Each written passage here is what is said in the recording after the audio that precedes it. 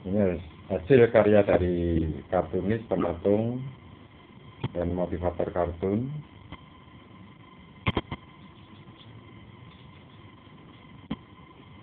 Ini terletak di dalam mulut ini.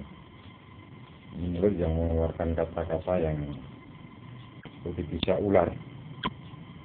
Itu melambangkan di dewan kartu seperti itu.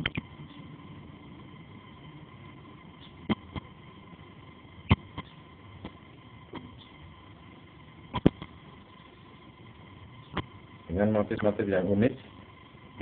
Ini juga dari mulut patung.